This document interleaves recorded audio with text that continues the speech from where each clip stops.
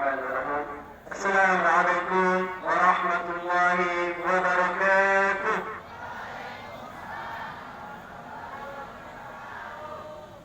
Tanam pinang rapat-rapat. Hah? Jawabnya? Tenang ya. Tanam pinang rapat-rapat. Agar tuh tak dapat lari. Malam pertama kurang semangat, saya ulangi sekali lagi. Assalamualaikum warahmatullahi wabarakatuh.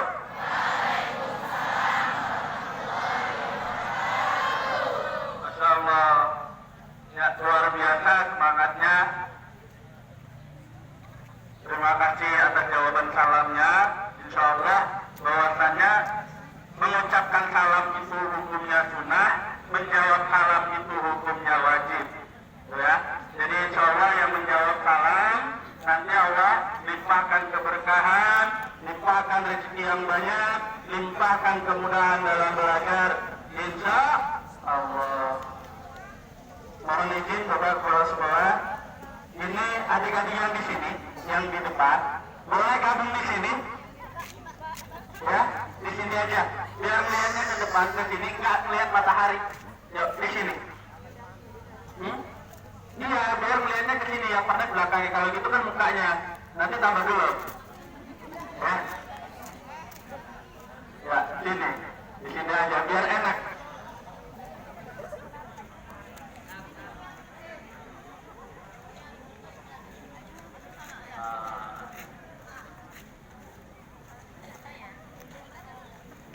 Nah ini kelompok keren-keren ini, Insya Allah ya. Yang kami hormati Bapak Samsuri SPD selaku Kepala Sekolah Negeri SMP Negeri 28 Bandar Lampung. Yang kami hormati Wakil Kesiswaan, Wakil Humas, Bapak Ibu Guru, Ustadz Laut Gajah dari Civitas Akademika SMP Negeri 28 Bandar Lampung, serta adik-adik yang insya Allah kita banggakan. Alhamdulillah, alhamdulillahirabbil alamin. Assalatu wassalamu ala asrofil anbiya'i wal mursalin wa ala alihi wa sahbihi ajmain. Puja dan puji syukur kehadirat Allah Subhanahu wa taala, di mana pada pagi hari yang cerah ini kita masih merasakan nikmat Allah, nikmat sehat, nikmat iman, nikmat ikhlas, nikmat kesempatan, sehingga kita dapat hadir berwajah, bertatap wajah, berkumpul di lapangan SMP Negeri 28 tercinta ini dalam keadaan sehat walafiat. Alhamdulillah, Allahumma amin. Bapak, Ibu, dan guru serta adik-adik semua yang insya Allah dimuliakan oleh Allah Subhanahu wa taala. Sebelum saya menyampaikan beberapa hal, saya akan menyampaikan kondisi ataupun situasi report dari Rumah Zakat di Palestina. Konflik yang terjadi pada tanggal 7 Oktober 2023 kemarin, itu setidaknya ini laporan per kemarin tanggal 2 November pukul 9 waktu Indonesia Barat, yang meninggal itu sudah 8.796 jiwa. Dan 3.000 lebih diantaranya adalah anak-anak. Anak-anak seusia kita, di bawah kita, bahkan balita. Rumah hancur itu mencapai 249.500. Itu rumah apartemen semuanya hancur. Kemudian yang luka-luka itu mencapai 22.219 orang. Luka-luka 4.926 diantaranya adalah anak-anak dan 3.941 diantaranya adalah perempuan. Kemudian korban mengungsi lebih dari 1,5 juta.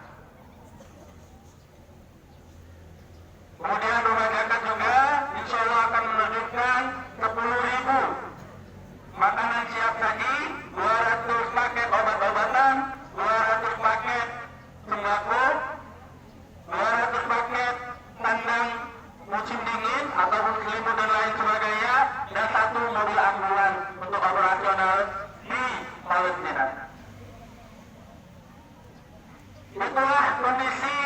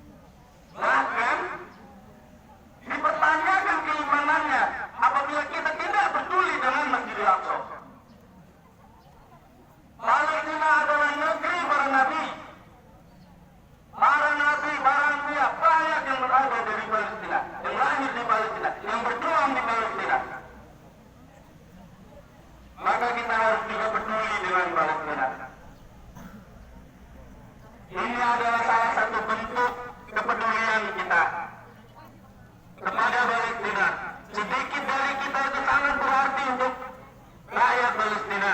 100 rupiah, 2 rupiah, 1000, 2000 dari kita sangat berarti untuk rakyat Palestina. Kita akan melihat sejarah bahwasanya ini adalah keberpihakan kita. Pada saat di zaman Nabi Ibrahim alaihissalam, yaitu ada namanya Raja Namrud. Kemudian yang akan membakar Nabi Ibrahim alaihissalam. Apa yang terjadi? Ada burung pipit itu yang menyiram apinya agar mati. Burung pipit itu hanya kecil. Sebesar apa sih burung pipit? Ketika mulutnya pun kecil, tetapi dia terus menyiram api itu. Kemudian apa kata cicak? Ya burung pipit, apa yang kau lakukan? Apa gunanya air yang kau siramkan? Tidak akan berpengaruh dengan api yang membakar Nabi Ibrahim alaihissalam. Tapi apa jawab burung pipit? Jawabnya adalah, memang betul, airku mungkin tidak begitu cukup untuk memadamkan api yang membakar Nabi Ibrahim alaihissalam. Tapi Allah tahu di mana aku berpihak. Tapi Allah tahu di mana aku berpihak. Maka keberpihakan itu yang akan menjadi nanti wasilah pertanggungjawaban kita kepada Allah Subhanahu wa taala. Jangan sampai ketika nanti yaumul hisab, di akhirat kita ditanya oleh Allah Subhanahu wa taala, di mana keberpihakanmu terhadap Masjidil Aqsa? Di mana keberpihakanmu kepada tanahnya para nabi? Kita tidak bisa menjawab. Maka dengan gerakan sedekah kita, dengan gerakan doa kita, dengan gerakan munajat kita kepada Allah Subhanahu wa taala, ini adalah salah satu jawaban bahwasanya kita berpihak kepada Masjidil Aqsa, kepada Gaza, kepada negeri Palestina tercinta. Itulah kondisinya. Mengapa kita harus benar-benar serius? Adik-adik yang dimuliakan oleh Allah, adik-adik yang dibanggakan. Coba sekarang kita lihat negeri Palestina, bahkan Kementerian Pendidikan Palestina itu menyatakan bahwasanya tahun ajaran 2023 sudah selesai. Lihat. Ayo, dengarkan ya, serius. Halo? Hai hai? Ya, 2023 Kementerian Pendidikan Palestina menyatakan sudah selesai. Kenapa? Karena siswanya sudah syahid. Karena siswanya sudah habis. Bagaimana dengan kita? Kita seorang pendidikan, kita yang sekolah di negeri Indonesia tercinta. Kita sekolah di sini, berangkat sekolah ragu-ragu tidak? Ragu-ragu tidak? Nyaman tidak? Merasa aman tidak? Merasa aman? Merasa senang? Tapi kenapa kita masih malas belajar? Kenapa kita tidak hormat terhadap guru kita? Kenapa? Kenapa kita masih malas-malasan membaca? Kenapa kita selalu mencari alasan untuk tidak tepat waktu? Kenapa kita membangkang terhadap guru kita? Ini adalah wujud kemanusiaan kita. Kita yang dipandang orang berpendidikan. Kita yang mau bisa sekolah dengan nyaman. Kita bandingkan dengan anak-anak di Palestina yang mau sekolahnya udah nggak ada. Sekolahnya sudah tidak ada. Anak-anaknya juga sudah habis. Banyak yang meninggal. Bagaimana ingin sekolah lagi? Kita sia-siakan kesempatan kita untuk sekolah ini. Rugi besar kita. Rugi besar. Masih kita mau bandel kepada guru kita. Ingat, ya, keberkahan dari ilmu yang kita dapat, ya, keberkahan dari ilmu yang kita dapat terletak dari ridhonya guru-guru kita kepada kita. Percuma, walaupun kita sekolah tinggi, sarjana, kuliah dan lain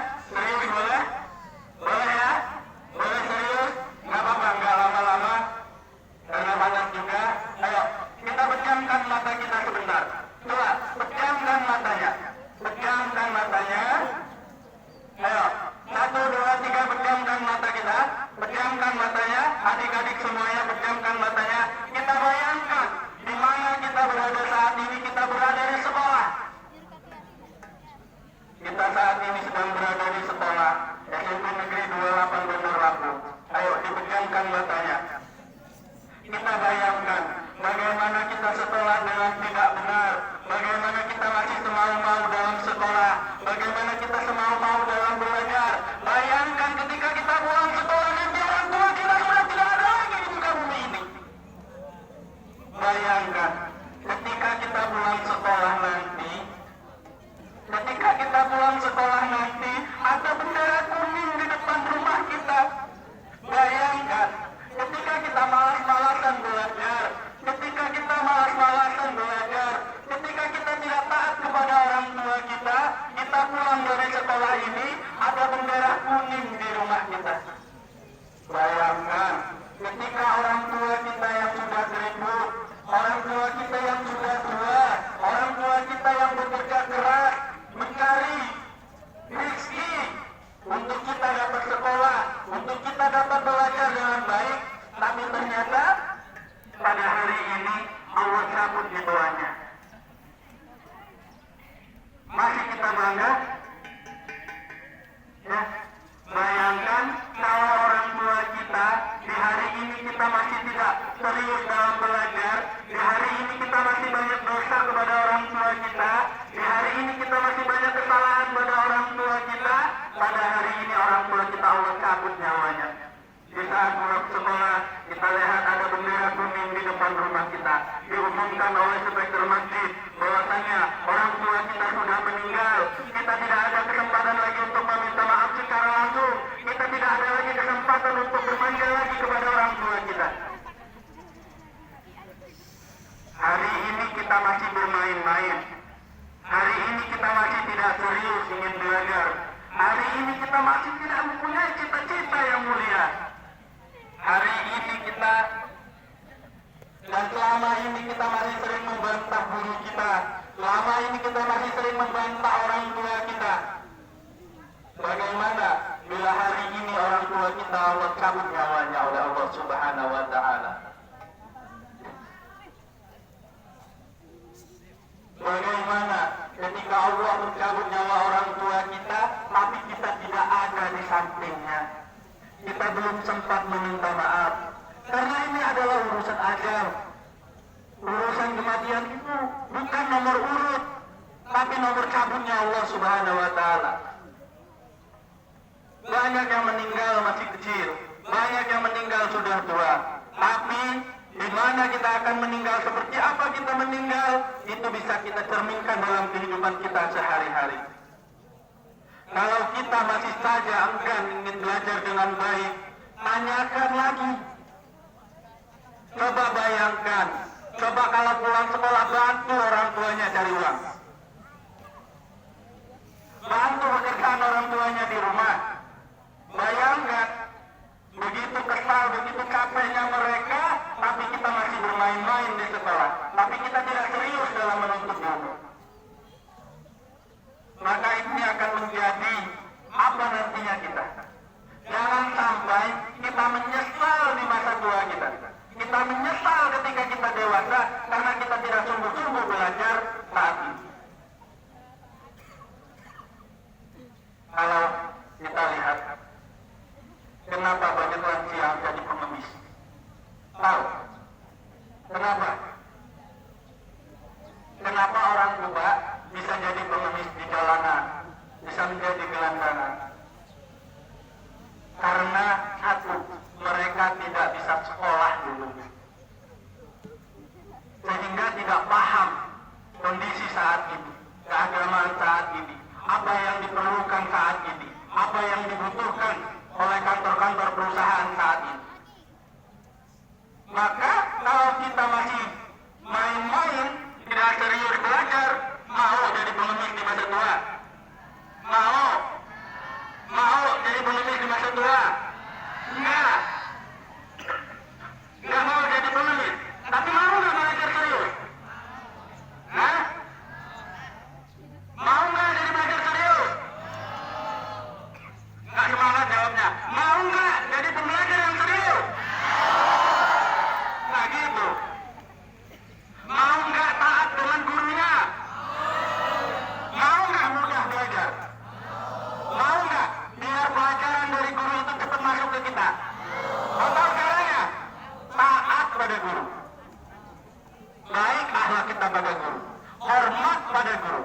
Insya Allah guru kita ridho, ya, ngajarnya juga dari hati. Minal qalbu ila qalbu, dari hati ke hati, akan sampai kepada kita. Tapi kalau kita tidak serius, kita tidak taat, kita bantah terhadap guru kita dongkol, guru kita kesal, mengajarnya dari setengah hati, akan sampai kepada kita setengah hati juga. Maka banyak orang katanya berpendidikan tapi tidak berakhlak. Kenapa? Karena gurunya tidak ridho kepada murid itu. Nah, kita biar bisa guru kita ridho, salah satunya apa? Kita taat, kita bagus, kita disiplin, kita serius, kita sungguh-sungguh dalam belajar. Insya Allah guru kita akan ridho mengajari kita. Ketika beliau ridho, akan masuk kepada kita, maka kita akan mencerna dengan baik dan kita menjadi pembelajar yang baik. Oke ya? Mungkin seperti itu saja yang dapat kami sampaikan. Semoga ini bermanfaat untuk kita semua, ya. Banyak yang diucapkan, maka akan banyak kesalahan. Bagi yang tersinggung, ya, alhamdulillah. Ada yang tersinggung? Waduh, tidak. Padahal saya kalau ngomong senangnya orang tersinggung, ya. Orang tersinggung itu akan berubah. Kalau nggak tersinggung dipertanyakan, nah mana yang diomongin gitu. Kalau tersinggung, dia akan berubah, jangan sampai saya diomongin lagi, gitu ya. Tapi kalau enggak, bertanyakan juga, biasa aja, ya, seperti itu. Mungkin itu saja yang dapat disampaikan dalam kesempatan kali ini. Lebih dan kurangnya saya mohon maaf kepada Allah. Astagfirullahaladzim, astagfirullahaladzim, astagfirullahaladzim. Kita lanjut ke doa ya.